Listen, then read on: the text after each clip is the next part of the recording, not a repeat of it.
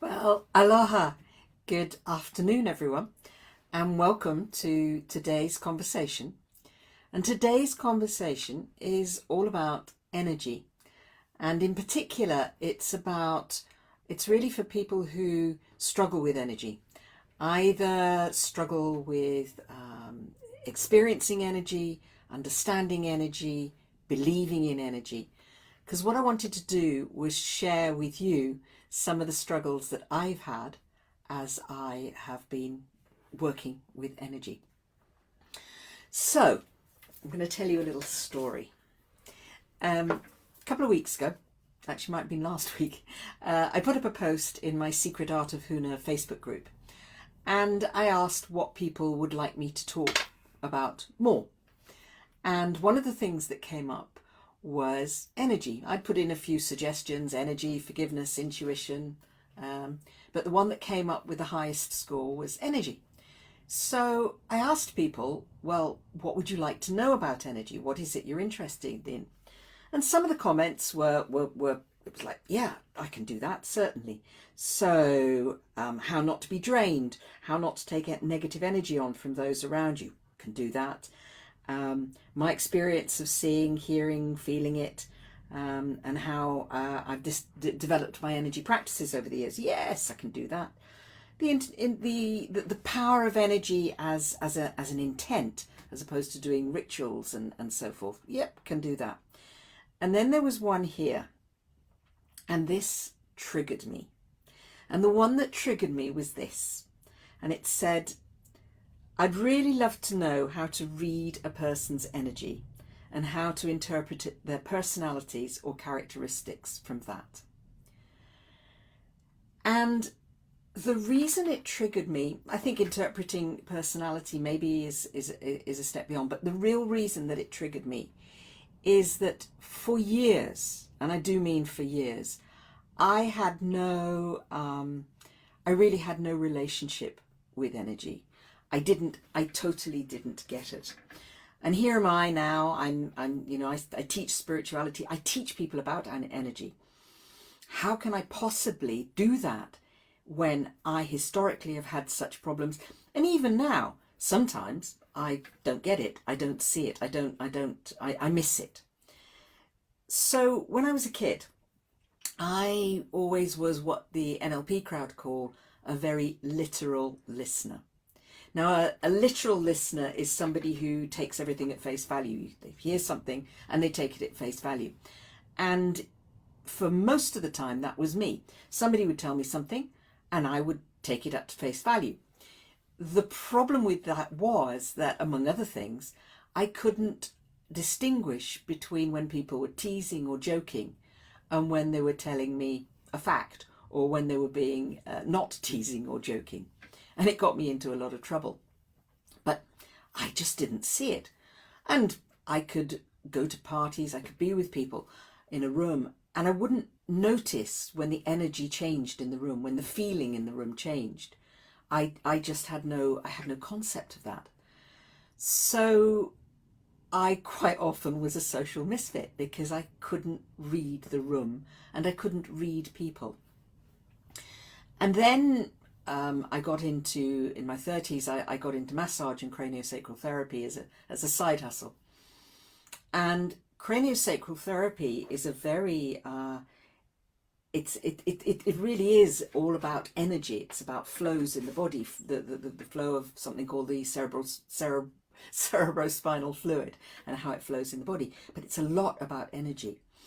But I was very much, energy doesn't exist. This is not about energy. You've got to put your hands on the body. You've got to feel everything that's going on underneath your hands. Energy, no, doesn't exist. Nada. Boom.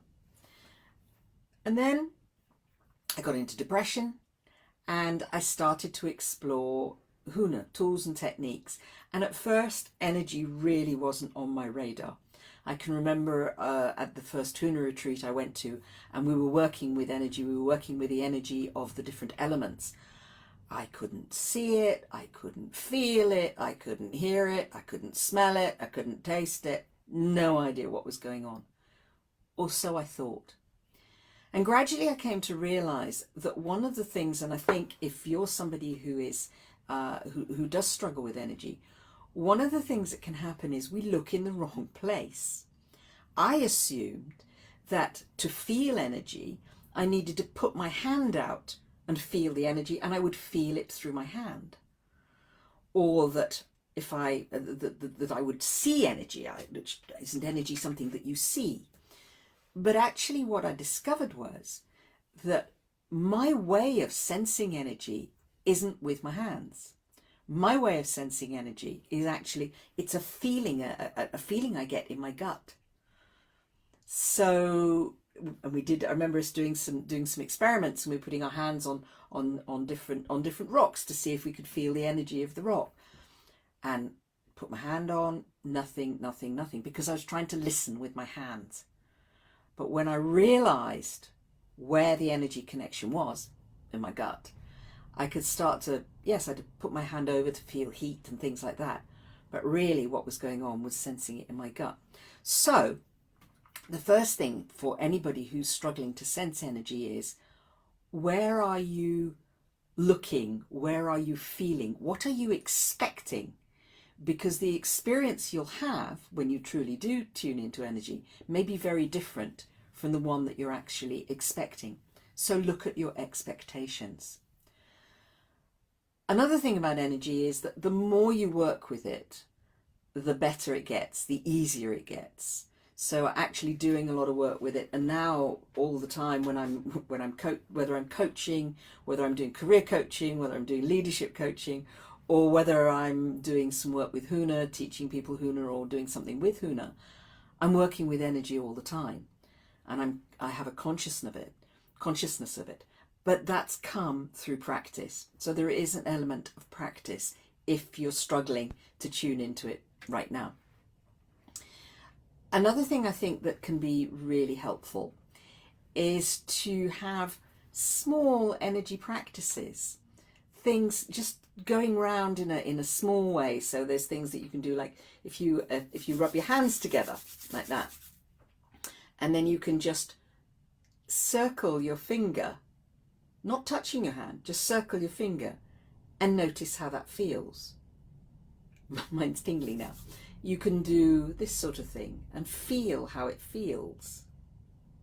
Maybe you can see energy, but it's much easier to see energy if, rather than looking in that foveal forward vision, what you do is you actually allow yourself to expand into peripheral vision.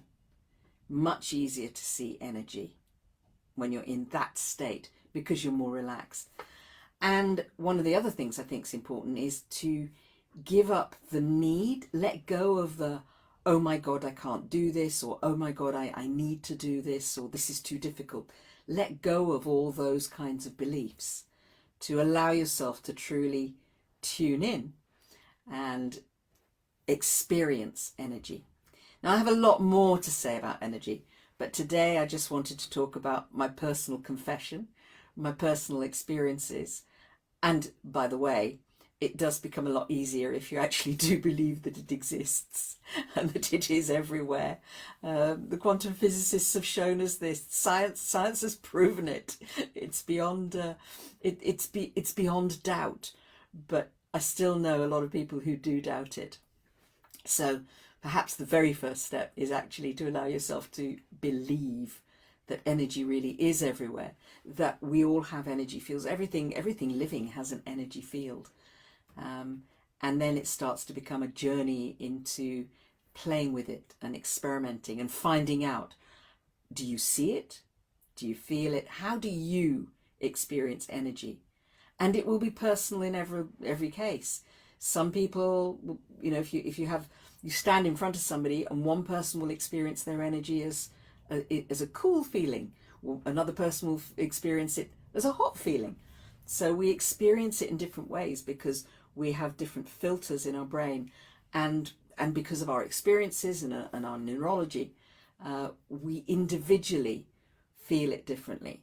So don't expect necessarily that your experience, your way of feeling it and understanding it, is identical to somebody else's.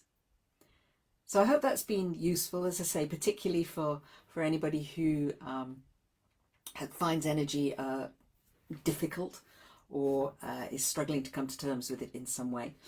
If you want to go deeper on it, then come to my virtual retreat that I'm running in January. So it's over 2 weekends in January. So it's the weekends are, she said, looking quickly at the dates. So it's 13th to the 15th of January. So that's a Friday long morning, Saturday long morning, Sunday long morning. And the 27th to the 29th, same thing. And then a wrap-up day on the 4th of February. Normally, when I do this as an in-person retreat, then I do it as a 5-day. But when you do it online, just takes a little bit extra. So if you want to know more, there should be a link appearing, but we'll see. So if you go to secretartofhuna.com, SAOH-Huna-virtual-retreat-info-page, and I will put it in the video below when we're done. Then you can find out more information, book a call, and we can have a chat about whether this is for you. We don't just teach about energy. You'll learn about release work, how to do accelerated release work for yourself, letting go of baggage. And yes, Janet, absolutely. The thing that sticks in my head from science is energy doesn't die; it transforms. Nothing ends. This is so true. So yes, so the retreat, energy work, accelerated release work. So letting go of limiting beliefs, letting go of limiting decisions, things that hold you back. Ho'oponopono, the forgiveness process, inevitably. We'll learn about the elements and how to work with elements.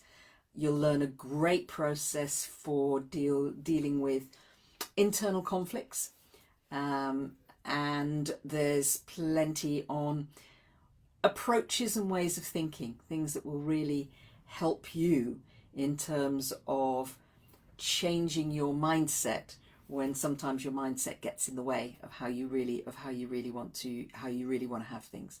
So there's lots more in there as well. So as I say, pop along. I'll put the link up. Pop along, have a look, and see if this is something that would be interesting for you. And I really would love to see you there, because Huna is such an amazing, beautiful set of tools and techniques and processes. It was my personal lifesaver. But even if you don't need a lifesaver, it really can transform your experience of life.